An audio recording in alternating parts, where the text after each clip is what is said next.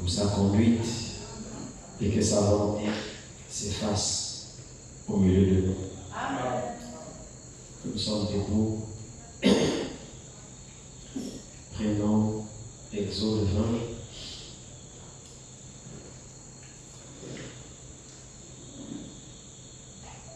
Exode 20.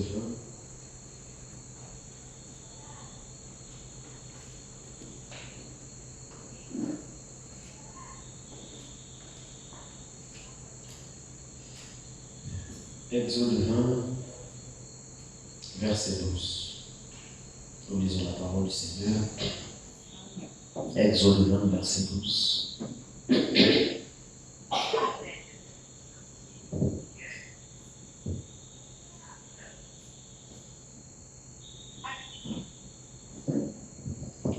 Honore ton père et ta mère, afin que tes jours se prolongent dans le pays que l'Éternel ton Dieu te donne. Que le Seigneur ajoute la bénédiction, d'étudier sa parole, puis vous asseoir.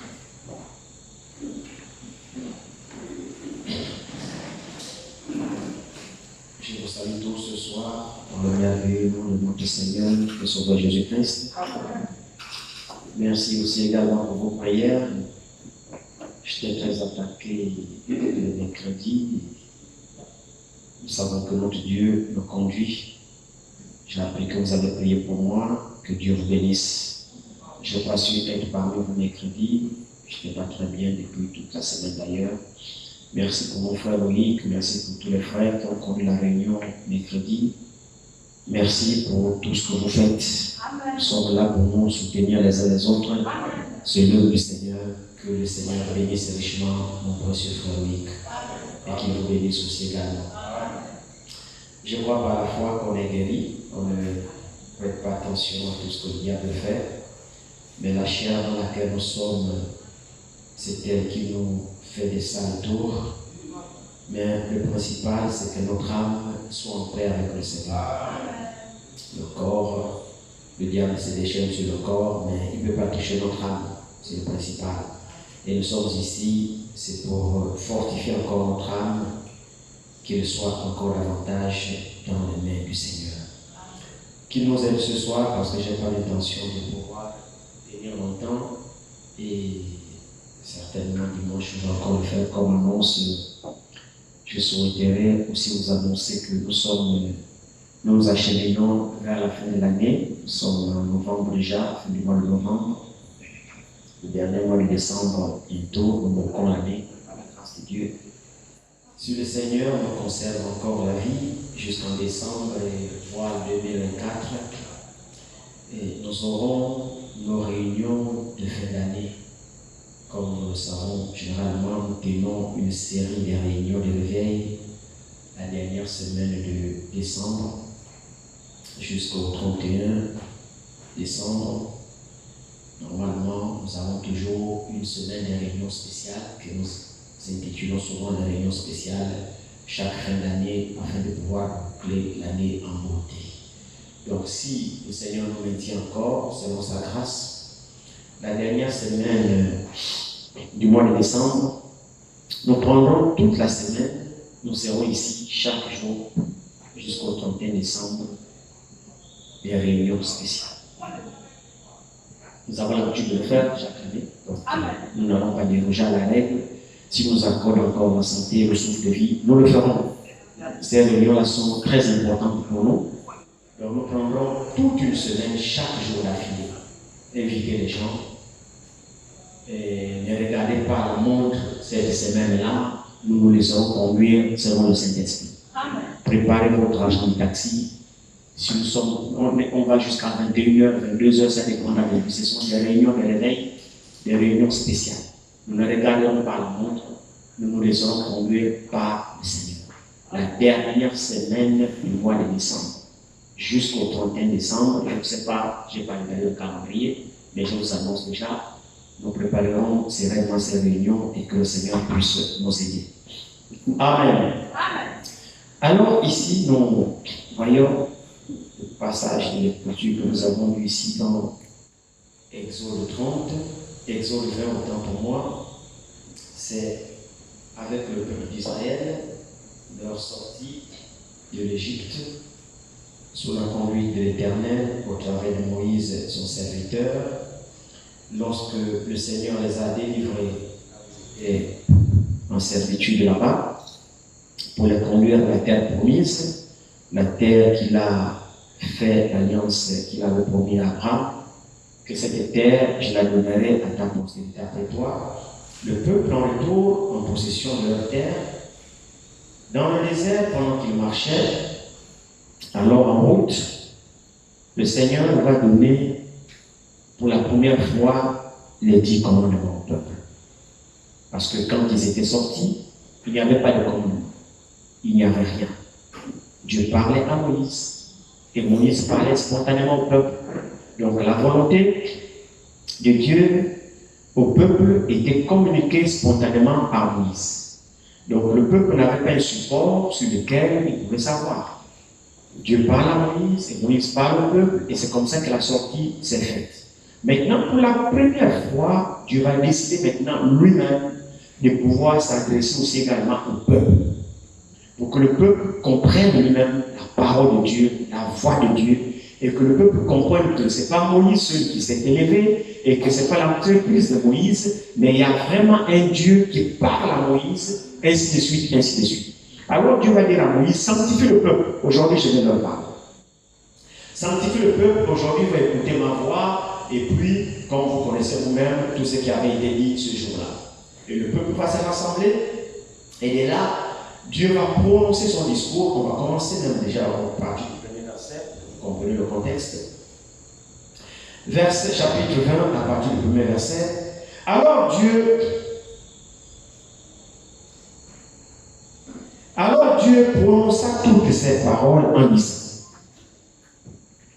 je suis l'Éternel ton Dieu, qui t'ai fait sortir du pays d'Égypte, de la maison de servitude. Tu n'auras pas d'autre Dieu devant ma face. Tu ne te feras point d'image taillée, ni de représentation quelconque des choses qui sont en haut, dans les cieux, qui sont en bas sur la terre, et qui sont dans les eaux plus bas que la terre.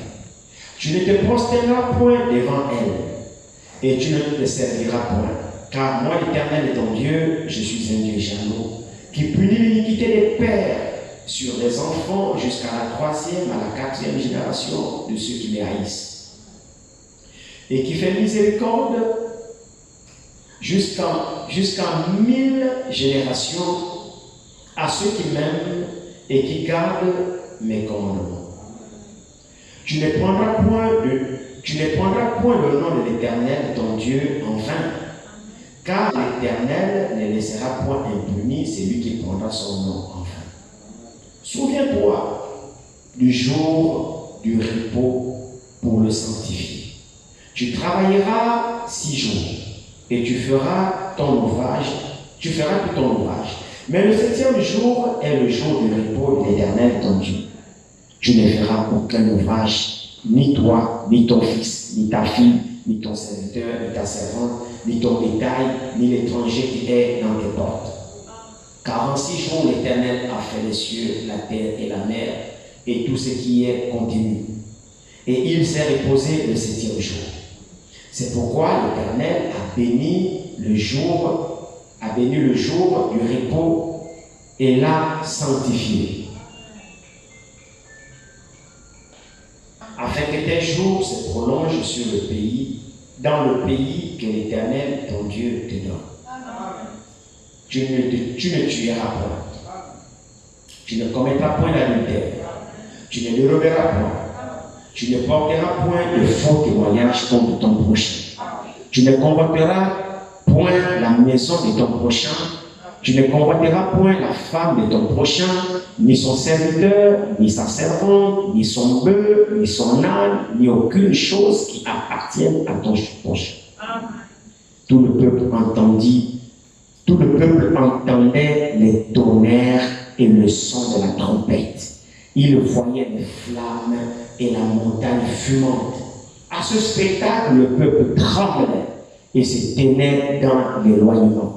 Ils dirent à Moïse, parle-nous toi-même et nous écouterons. Mais que Dieu ne nous parle point de avait peur que nous ne mourions.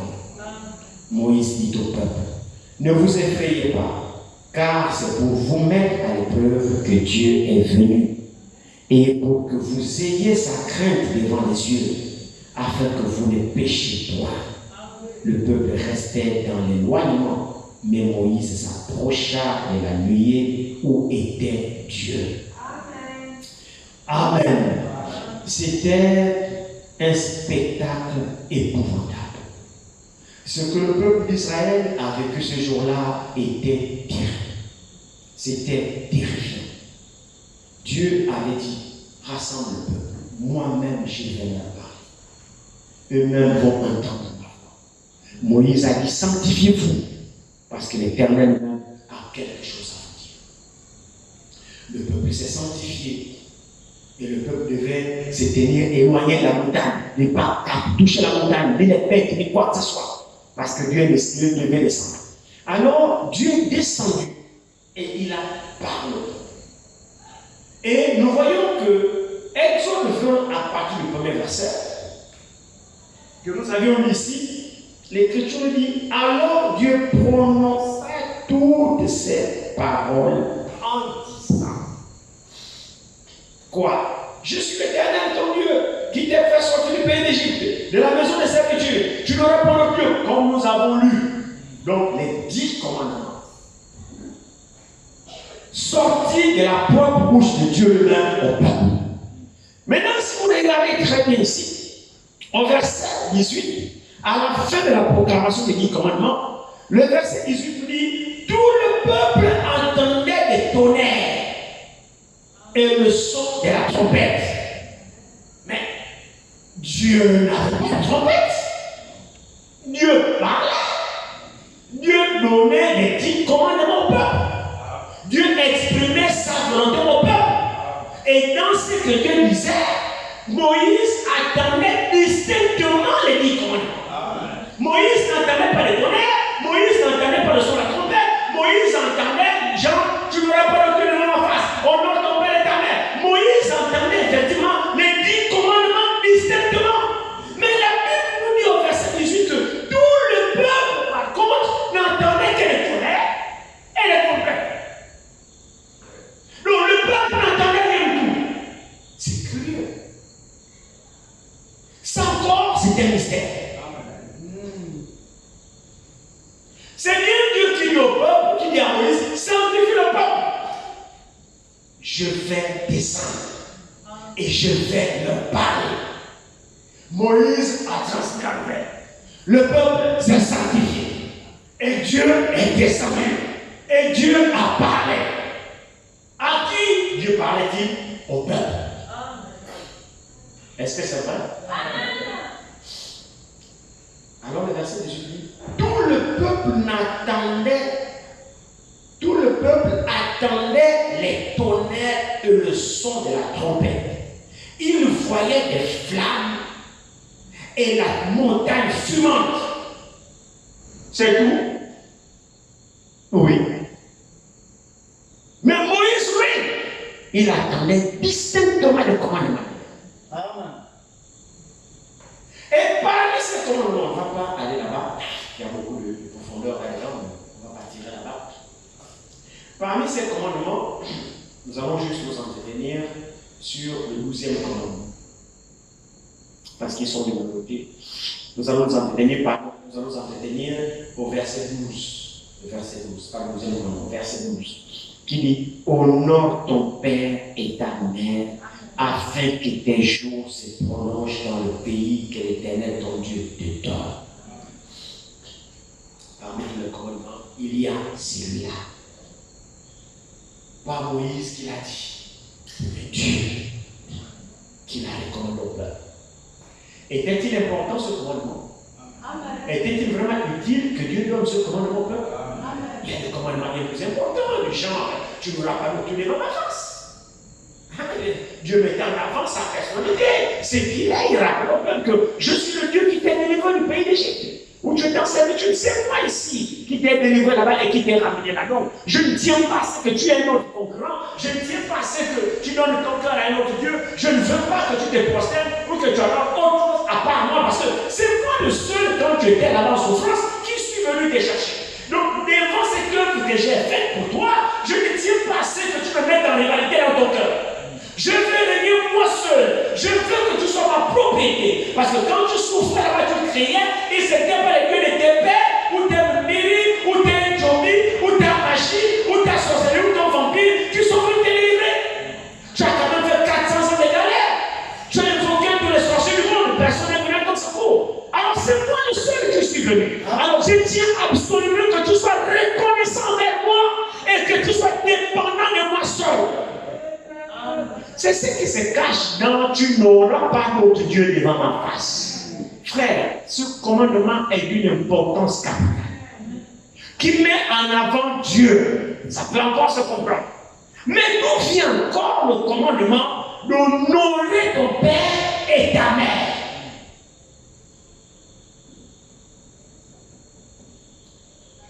C'est Dieu le désir de Dieu. Vous savez, Dieu dit ce qu'il pense et il pense ce qu'il dit. Et dans ce que Dieu dit, il n'y a rien à négliger. Et c'est le premier commandement avec promesse. Il y a tous les commandements. Celui-ci est le premier qui regorge de promesses. Des 10 commandements au départ. Alors, ce n'est pas un commandement à négliger. Pourquoi? Si nous creusons dans ce commandement, il y a les pépites d'or que nous pouvons les compter là. Si nous creusons dans ce commandement, nous voyons bien que c'est la volonté de Dieu que nous puissions honorer nos parents. Frères et sœurs, il y a un mystère caché dans cette histoire. Le parent. Mais évidemment, aucun de nous ne vient à l'existence sans un parent. Amen. Au nombre que nous sommes ici, personne n'est tombé du ciel. Est-ce qu'on est bien d'accord? Au nombre que nous sommes ici, si nous venons à l'existence, vous allez me dire, oh, c'est Dieu qui m'a créé. J'ai dit Amen. Mais au travers d'un parent. Alors le Dieu qui t'a créé connaît la place du parent. Dieu connaît l'importance du parent. Dieu connaît la grandeur du parent. Dieu connaît la place du parent. À telle enseigne que ce parent-là existe dans le commandement donné par Dieu lui-même. Pas par Moïse, mais par Dieu lui-même. Dans les 10 commandements, il y a le commandement du parent. Dieu dit honore ton père et ta mère. Les deux parents. Aujourd'hui, nous sommes enclins à mépriser ces deux personnes. Frère, que Dieu nous accorde la grâce à comprendre qu'est-ce qu'un parent. Si vous insistez dans ce monde, c'est grâce à vos parents. Amen. Si nous sommes ce que nous sommes, c'est grâce à vos parents. Et Dieu qui t'a connu dès avant la fondation du monde, t'a prédestiné dans le règne de ton père. Ton père a épousé ta mère et il t'a déposé dans le sein de ta mère et ta mère t'a supporté le froid et ta mère t'a mis au monde. Et tu viens à l'existence. C'est le processus vivant. Et Dieu dit, ces deux personnes-là sont importantes dans ta vie. Peu importe qui tu es, tu peux être ministre, président, roi, pasteur, évangéliste, prophète, peu importe qui tu es, ces deux personnes-là, tu dois les honorer. Ainsi dit le Seigneur de sa parole.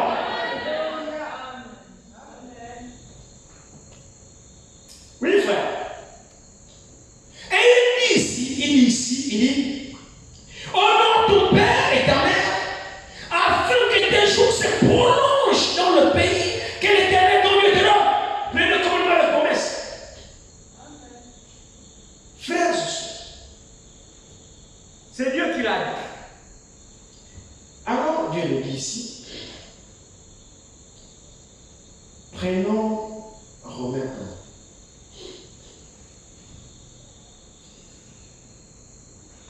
Romains 1.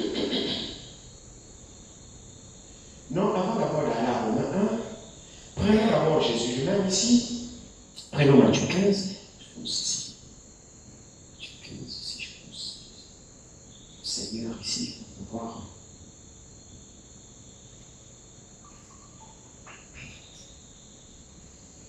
Matthieu 15.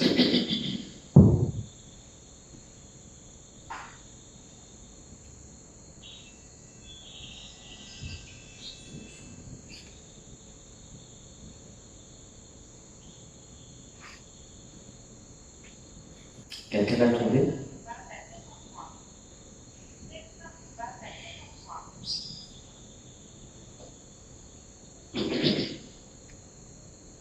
Matthieu 15, verset 4, regardez Jésus lui-même dit. Commençons au premier verset d'ailleurs.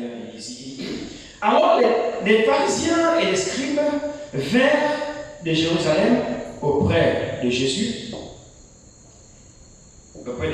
et dirent: pourquoi tes disciples transgressent-ils la tradition des anciens, la tradition des anciens?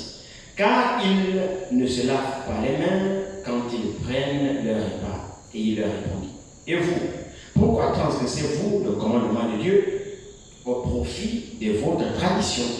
Car Dieu a dit: honore ton père et ta mère.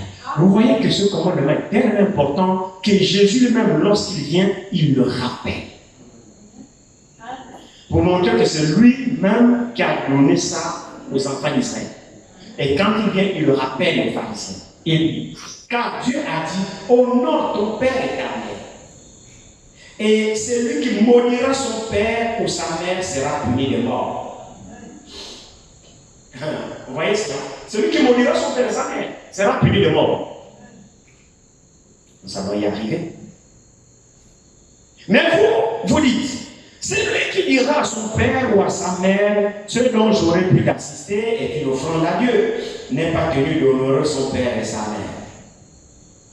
Est-ce que vous comprenez quelque chose? Essayons de rendre cela un peu plus clair.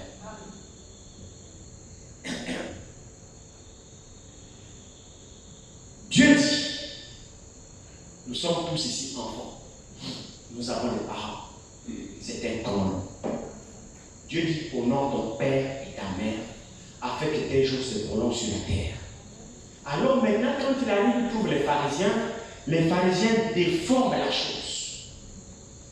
Alors ils disent que bon, je devrais t'honorer, en français facile, hein? Papa, je devrais t'honorer, maman, je devrais t'honorer, mais malheureusement, je ne peux pas te donner, c'est parce que ce que j'ai voulu te donner, en fait, c'est l'offrande à Dieu. Tu te dérobes de vouloir honorer ta père, ton père et ta mère, tes parents, en te cachant derrière l'offrande que tu donnes à Dieu. Non. L'offrande que tu donnes à Dieu n'a rien à voir avec l'honneur que tu as envers ton père et ta mère. Donc, pour se faufiler de ne pas honorer les parents, tu attribues cela à Dieu. Tu dis: non, en fait, papa, j'aurais pu te donner, mais dommage, c'est l'offrande que j'ai allé donner à Dieu. Est-ce que Dieu t'a dit de priver tes parents?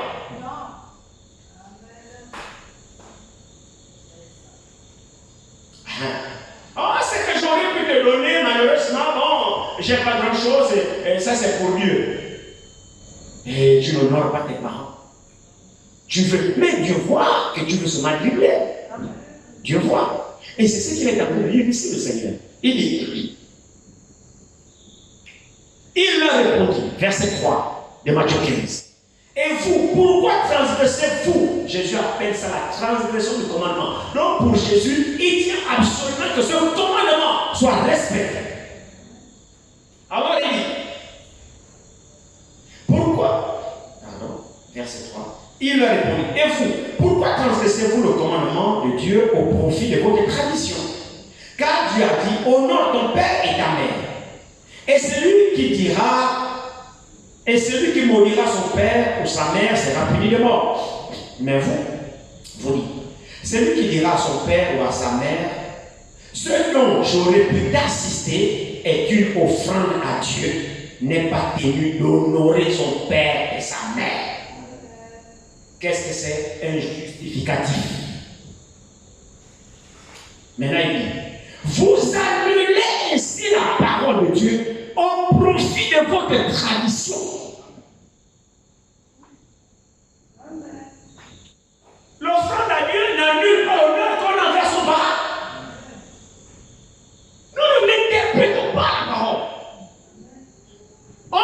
honorons Dieu. Il y a l'offrande qu'on donne à Dieu, oui. Mais on doit honorer nos parents. C'est Dieu qui a dit ça. Donc, ne délaisse pas tes parents au détriment de Dieu seul. Parce que le Dieu l'a dit, honore-les.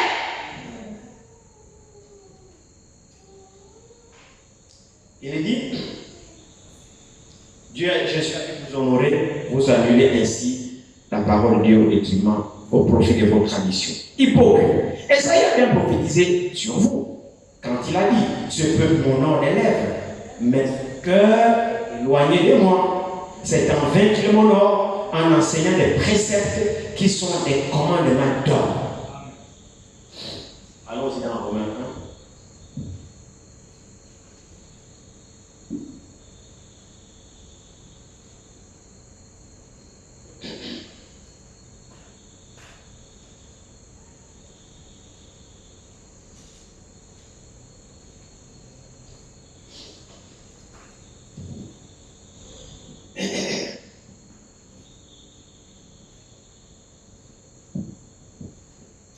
Romains 1 ici, nous dit, nous allons prendre à verset 30.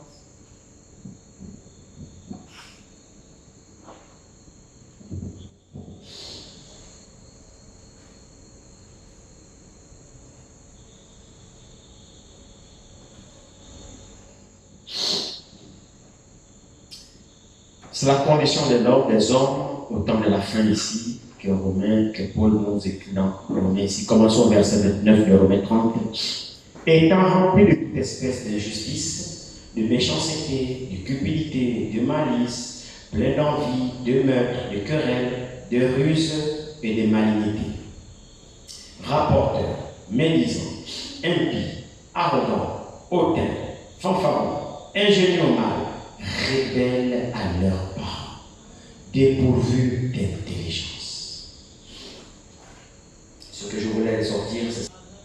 Les enfants seront rebelles à leur part. C'est vrai, non? On va le lire aussi. Seigneur, l'aide à ne pas regarder longtemps. Éphésiens 6, premier verset. Éphésiens 6, premier verset, l'Écriture dit: Enfants, obéissez à vos parents. Est-ce que l'Église est là? Amen. Enfants, obéissez à vos parents. Amen. Selon le Seigneur. Amen. Car cela est juste. Amen. Honore ton père et ta mère. Amen. C'est le premier commandement avec une promesse. Amen. Romains 6, verset 1 à 2. Amen. J'ai réuni cela. Romains 6, premier verset. Enfants, obéissez à vos parents selon le Seigneur, car cela est juste. Amen. Verset 2. Honore ton père et ta mère. C'est le premier commandement avec une promesse. Amen. Amen. Amen. Prenons Colossiens ici. Colossiens 3.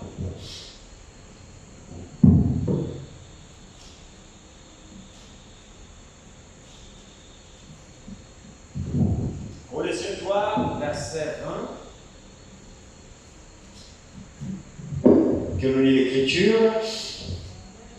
Colossiens 3, verset 1, l'Écriture nous dit: Enfants, obéissez en toutes choses. Amen. Obéissez en toutes choses à vos parents, car cela est agréable dans le Seigneur. Amen. Laissez-moi relire cela. Colossiens 3, verset 1. Enfants, obéissez en toutes choses à vos parents, car cela est agréable dans le Seigneur. Amen. Amen. Prenons aussi 2 Timothée 3, verset 2.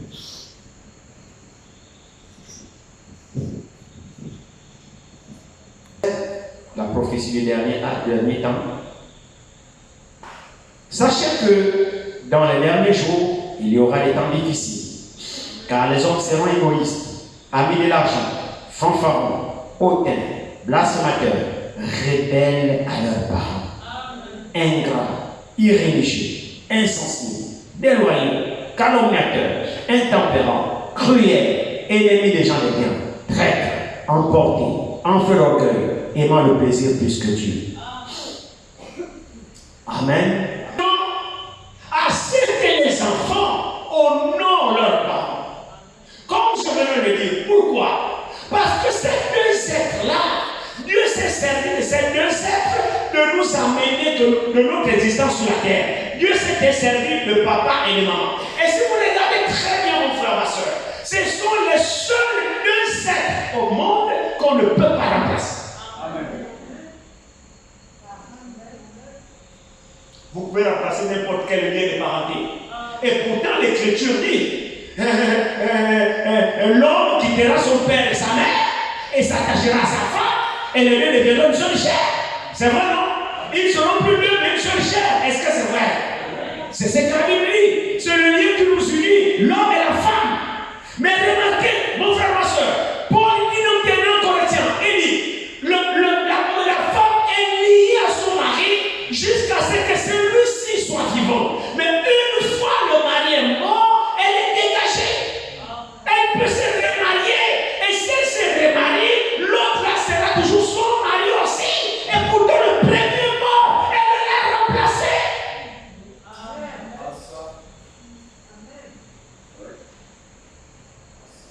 Et le deuxième mari, après que le premier soit mort, elle sera tout soumise à ce dernier là aussi. Elle l'aimera aussi. Elle l'appellera aussi chérie. Elle aura son intimité avec ce dernier. Comme elle a fait avec le premier. Est-ce que c'est vrai? Est-ce que c'est vrai? Très bien. Donc on peut remplacer le mari. On peut remplacer la femme. Et pourtant les deux deviendront une seule chair. Mais c'est remplaçable. Mais le père et la mère, mon frère, ma soeur, quand tu les as perdus, tu les as perdus.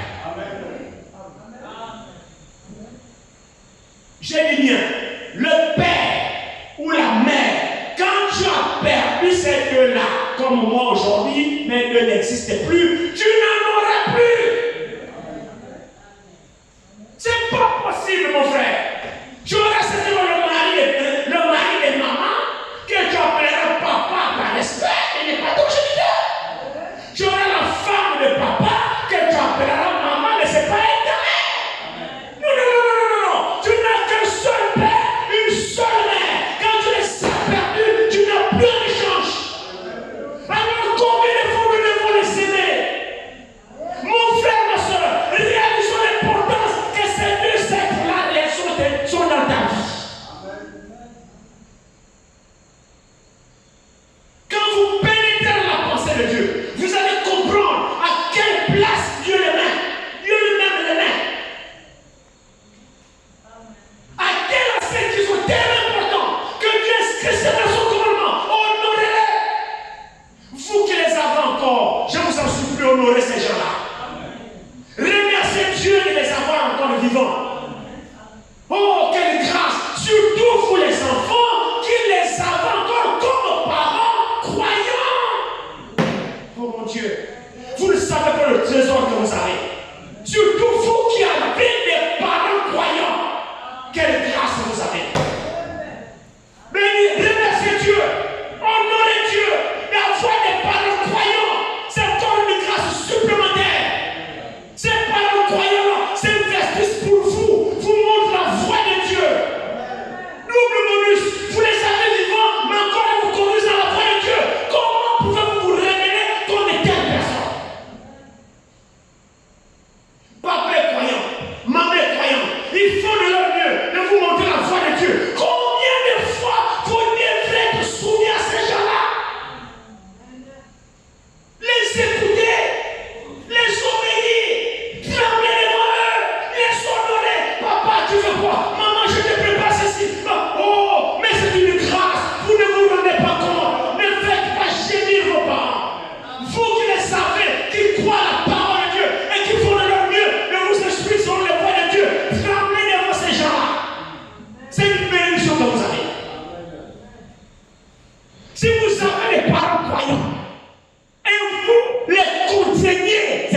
malédiction pour vous. Je vous dis la vérité. Chérissez ces gens-là. Vous n'en aurez plus en échange. Vous n'en aurez plus en réserve. Ni en échange, vous ne les aurez plus. S'ils ne sont pas croyants, priez pour eux. Ne les maudissez pas. Ne les méprisez pas. Peu importe ce qu'ils sont. Ne les maudissez pas. Ne les méprisez pas. Ne les insultez pas. Peu importe ce qu'ils sont. Croyants ou pas. S'ils ne sont pas croyants, priez pour eux. Parce que c'est quand même au travers d'eux que vous êtes devenus à l'existence. Ils sont ce qu'ils sont, oui. Ils n'ont peut-être pas la grâce de connaître Dieu, c'est pas grave. C'est pas grave, mais c'est au travers d'eux que vous êtes devenus au monde et aujourd'hui vous connaissez Dieu. Si votre maman vous aurait emporté, vous ne savez pas ce que vous êtes là aujourd'hui. Même si maman ne croit pas, même si papa ne croit pas, ton devoir à toi, c'est de prier pour eux pendant que tu es vivant. Ayez de tels sentiments dans votre cœur. Frère, c'est pas bon. Je fais de mon mieux pour vous transmettre ce que Dieu dit. La Bible dit honore ton père et ta mère. C'est écrit ici. Ce ne sont pas mes choses. Et c'est le premier commandement avec promesse. Il n'y a aucun verset de lui qui te demande de te révéler contre tes parents. Même si ces derniers ne sont pas croyants, maintenant écoutez. Nous devons être en équilibre. Quand on dit honorer, et quand on dit obéissez à vos parents en toutes choses, bien entendu, nous devons avoir un équilibre spirituel. Jésus a dit quelque part dans les évangiles, celui qui aime son père, sa mère, son mari ou qui que ce soit plus que moi n'est pas digne de moi. Donc, malgré que tu sois mon parent, je t'honore, je te respecte, mais tu ne peux pas me conduire loin du Dieu qui me sauve. Non. Là, nous ne sommes pas tenus à obéir à papa. Si papa me dit, allons te faire initier aujourd'hui. Non, non, non. À mon mûri. Non, non, non. Allons dans cette jambe toute la nuit. Non, non, non. Papa, excuse-moi, mais ce chemin n'est pas le mien. Avec respect. Rien que nous, on va l'insulter. Non, non, non, non, non. Avec politesse, c'est de lui que tu sors. Papa, excuse-moi, mais ça, je crois en Dieu. Je sers Dieu, je ne peux pas suivre ce chemin-là. Tu es mon père, mais il est mon Dieu. Ça, je ne peux pas le faire. Dieu voit ton cœur. J'espère que vous comprenez que c'est important ça. Honorez-les. Ne manquez pas de raison pour parler. Frères et sœurs, c'est triste de voir des enfants aujourd'hui. Tu vois, il tient tête à son père ou il tient tête à sa mère. Sa mère ou pas. Pendant qu'on te bat, tu marches comme ça, tu craques. Pendant que ta mère te bat, tu... Mon Dieu, mon Dieu. Ça c'est toi. Mais c'est de l'impolitesse. C'est un manque total de respect. C'est vrai. Moi, le mien est décédé aujourd'hui. La mienne est décédée aujourd'hui. Je suis derrière la chair, Bible en main. Que cela me soit demandé au jour du jugement si je vous mens. Je ne me souviens pas moi ce que je me trompe. Je ne me souviens pas un seul instant de ma vie où j'ai manqué de respect à mon père ni à ma mère. Je me tiens derrière la chair, Bible en main. Quand j'étais païen et quand j'ai cru, je ne me souviens pas. Papa me parle, je respecte, ou je boude, je manifeste une mine. On a une mine souvent qu'on fait là, quand le parent te parle, pour montrer que là tu boudes le parent. On lit ça ici à la mine. Et c'est une impolitesse. Vous n'êtes même pas digne d'être chrétien. C'est pas digne de la parole que vous écoutez. C'est faux. Un enfant, lorsque le parent te parle, que le parent comme raison manifeste obéissance, reste là. Jusqu'à ce que papa ait fini de parler, ou maman ait fini de parler. Maintenant tu pourras partir. Mais le parent te parle, tu marches. Comme pour dire, je n'ai rien à foutre à ce que tu me dis. Ou alors si tu es là, de fois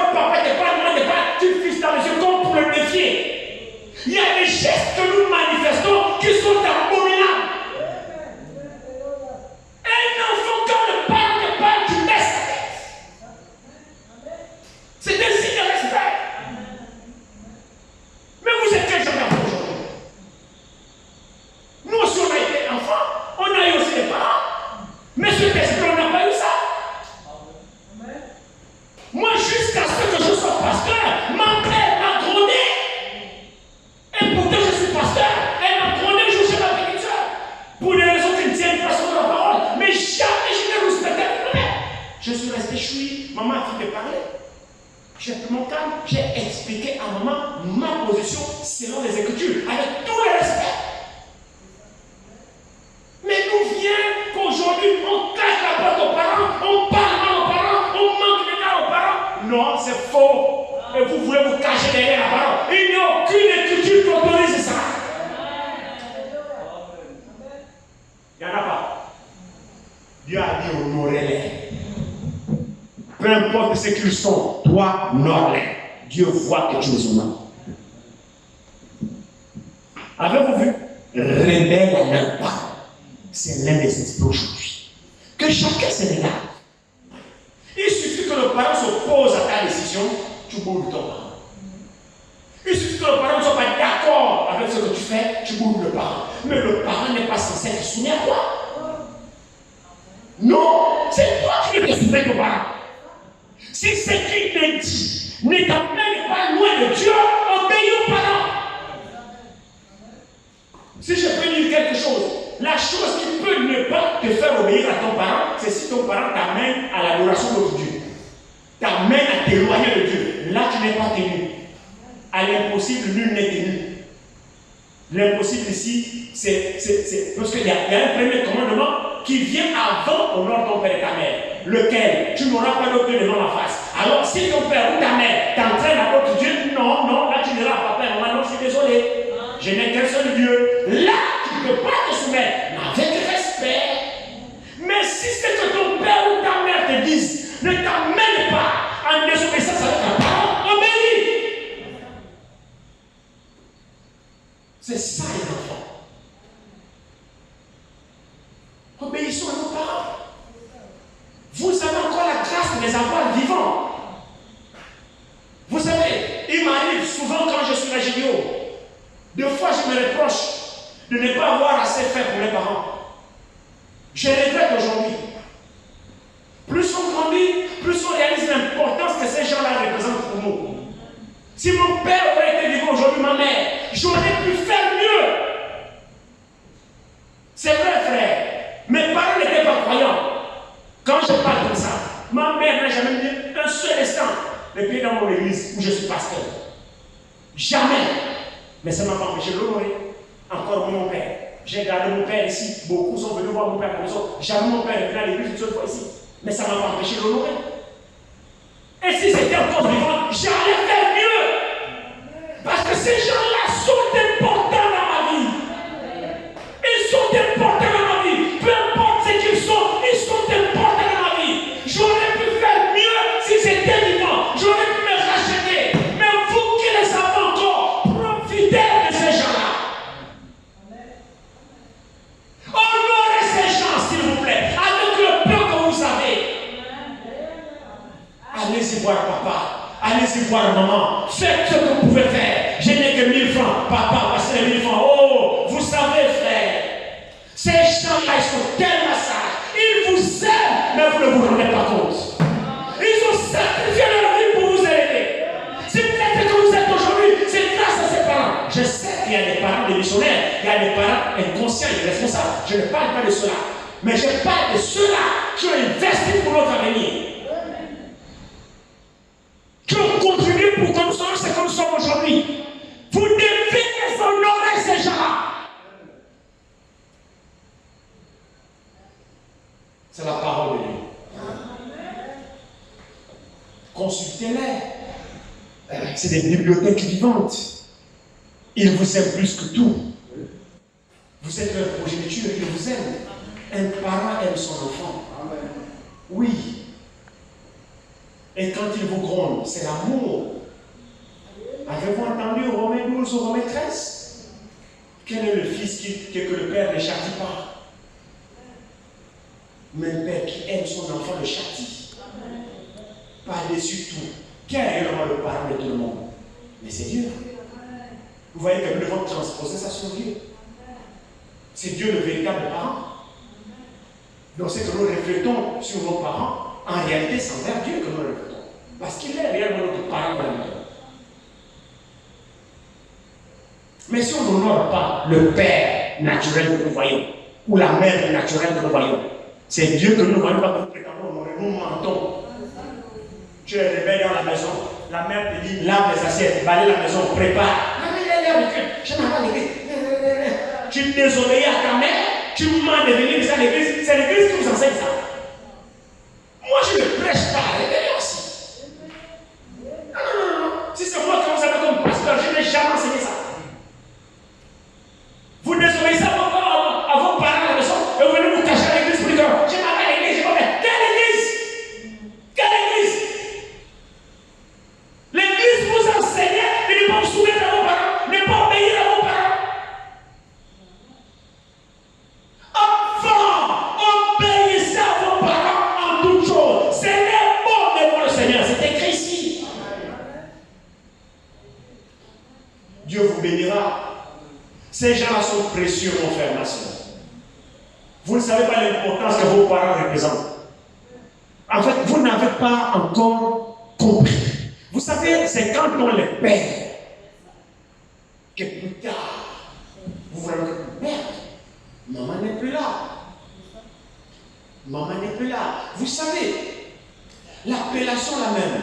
Maman, papa, ne jouez pas avec ça. Ne jouez pas avec ça. C'est de la considération.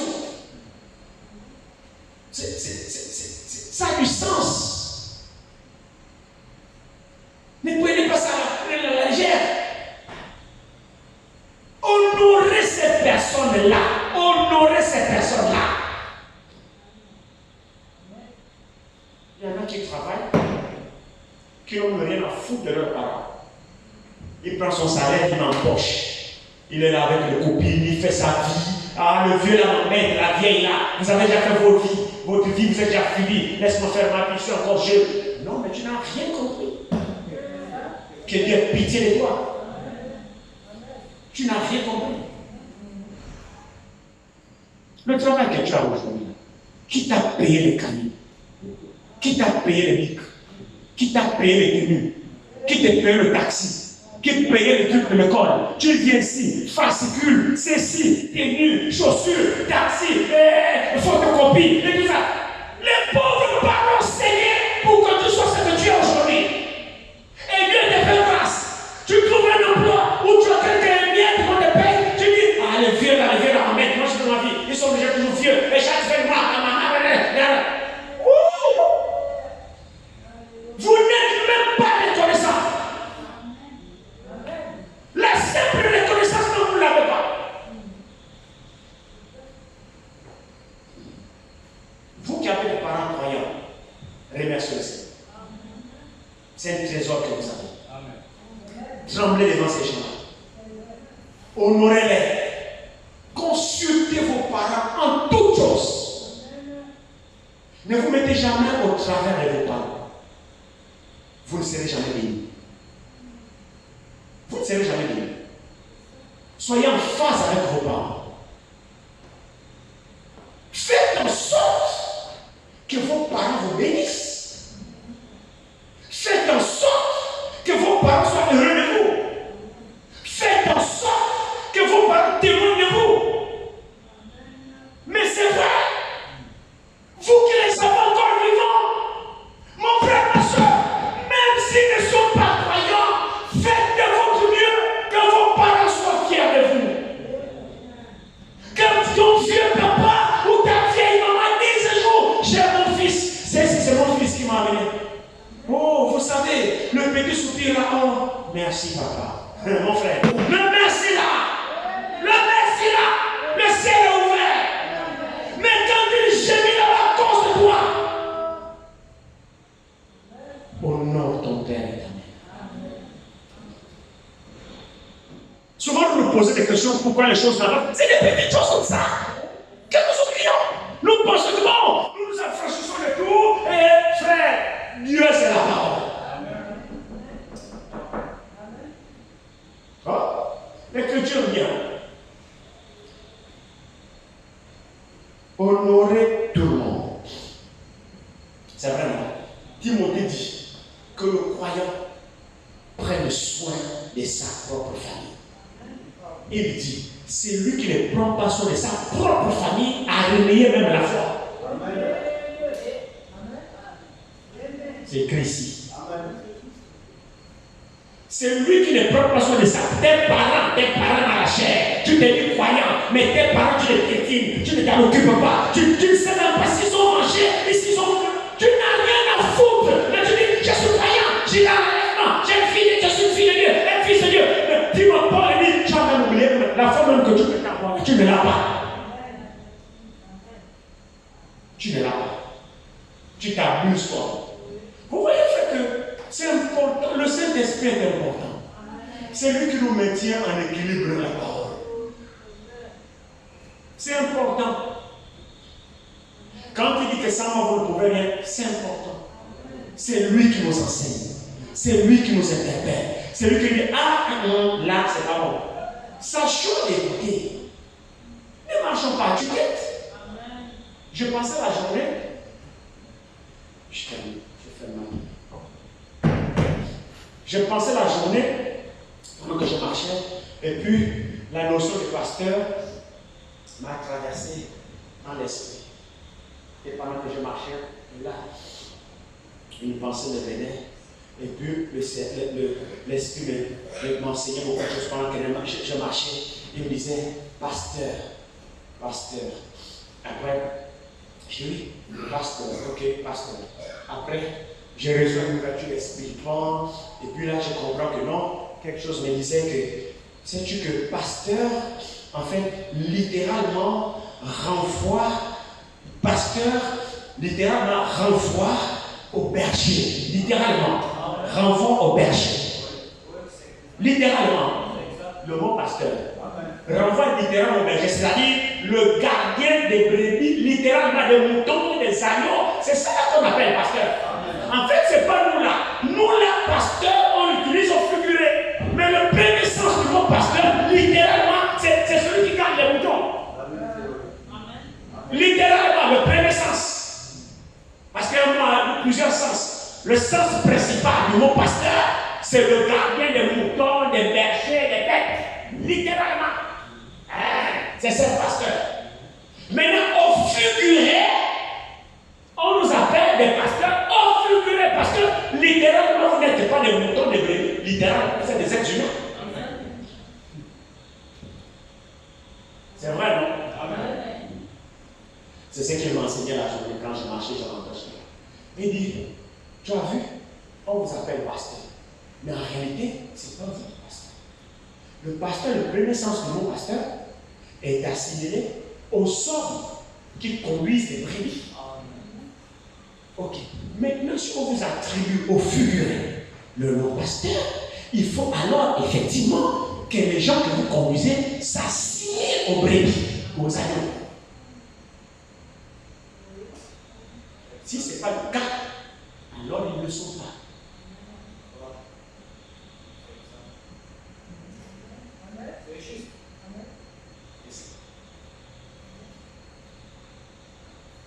Nous devons comprendre la parole de Dieu et la volonté de Dieu.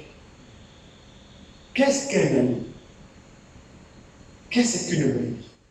Je vous ai balancé même, je crois, une citation pour ceux qui lisent dans le groupe, où le messager parle un peu des agneaux et des brebis. C'est pas si vous pourrez écouter que lorsqu'une brebis s'égare, elle est totalement égarée. Elle est incapable de retrouver son chemin d'elle.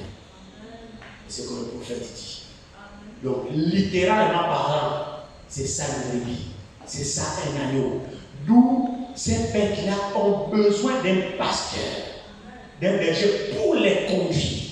Parce que la brebis, littéralement, ne sait pas se conduire d'elle-même. Et pire encore, lorsqu'elle est égarée, elle est incapable d'elle-même de retrouver le chemin. D'où la brebis, c'est l'une des bêtes qui ne doit pas être seule. Elle doit avoir un pasteur pour la conduire. Maintenant, quand le Seigneur transpose cela sur des humains au figuré, il faut alors que le même esprit soit sur nous. C'est-à-dire, il faut alors effectivement que nous ayons un esprit d'agneau et de brebis. C'est-à-dire une incapacité de soi-même de pouvoir se conduire. Or, qui est notre pasteur à nous tous? mais sur le Saint-Esprit. Pour ce qui est des choses de Dieu, personne ne peut se conduire lui-même. On a besoin du bon pasteur, du bon berger, parce que même encore nous sommes comme, en réalité, c'est lui le véritable. Donc il faut alors que nous soyons des agneaux pour que lui nous conduise. Mais si on ne s'abandonne pas entre ses mains, comment lui, le vrai pasteur, le vrai berger, va-t-il nous conduire? Pendant que nous avons nos propres opinions, nos propres avis, notre propre façon de marcher, notre propre façon de faire. Mais le Saint-Esprit, qui est le véritable pasteur, ne nous conduira pas. Alors s'il ne nous conduit pas, qu'est-ce qui va se passer? Eh bien, on va s'égarer. Et le messager dit, lorsque la brebis est égarée, elle est désespérément égarée, incapable, impossible d'elle-même de retrouver le chemin. C'est pour cette raison que le Seigneur a dit que le berger qui a 100 brebis, si une s'égare bloquée quelque part, plus que ce sont ses brebis en fait, il sait lui-même qu'elle a besoin de voir quelqu'un devant pour suivre, parce qu'il ne connaît pas le chemin. Donc quand une s'est égarée, et comme lui est le bon berger, il tient absolument à la vie de toutes ses brebis, il va abandonner les 99 qui sont sur le chemin pour aller à la recherche de la 100e. Parce que lui ne tient pas à ce qu'une seule se perd. C'est ce que le Saint-Esprit fait. C'est pourquoi il est le conducteur de l'Église. Il est l'enseignant de l'Église. C'est lui qui nous montre la voie, qui nous montre le chemin. C'est lui qui nous interpelle. C'est lui qui nous dit faites ceci. C'est lui qui dit attention ici, attention ici. Les prédicateurs ne connaissent rien. Non, ils ne connaissent rien. Lui, il va seulement étudier et il reçoit une inspiration et il parle de ça. Et il parle comme ça. Et il dit ceci. C'est tout. Alors nous devons nous abandonner entre ses mains pour qu'il nous instruise, pour qu'il nous enseigne, pour qu'il nous montre la voie. La prophétie de l'âge, c'est que les enfants seront rebelles à leurs parents. Nous l'avons lu, non? C'est que, peu importe toutes les raisons que vous donnez, l'Écriture, dans les derniers jours, l'un des signes que le diable nous a possédés, l'un des signes, c'est que les enfants, regardez dans les maisons, circulent dans les maisons. Pour moi aujourd'hui, selon l'enseignement que je reçois, pour moi, tester un enfant, je vais seulement dans la maison des parents. J'arrive, shalom, shalom, je vois comment vous comportez envers vos parents. Ça règle la question. C'est tout. Je comprends que vous êtes dans les mains de l'ennemi. Les enfants seront rebelles à leurs parents. J'arrive, je vois comment vous comportez envers vos parents. Je comprends que vous êtes pris au piège. C'est tout. Peu m'importe des raisons. Ah, maman, il faut parler. Maman, c'est rebelle à leurs parents. Ah, maman, ça s'est bien passé, maman. Rebelle à leurs parents. Même si maman me parlait, c'est comme ça qu'elle t'a levé jusqu'à l'âge que tu as là. Maman qui aime beaucoup parler là. Depuis que tu es petit jusqu'à maintenant, c'est maman qui aime beaucoup parler aujourd'hui là. Aujourd'hui, maintenant, elle aime beaucoup parler là. Mais c'est comme ça qu'elle t'a élevé. Changer tes couches, te laver, te baigner, te transporter, te nourrir, te donner le sein, te faire la nourriture dans la bouche, tout ça là. Aujourd'hui, maman aime beaucoup parler. Rebelle à leur parents. C'est ça. Ah, la femme là, elle parle beaucoup. Oh non, la femme, elle parle. Quand elle, c'est encore la femme, tu fuis dans la chambre. Rebelle à leurs parents.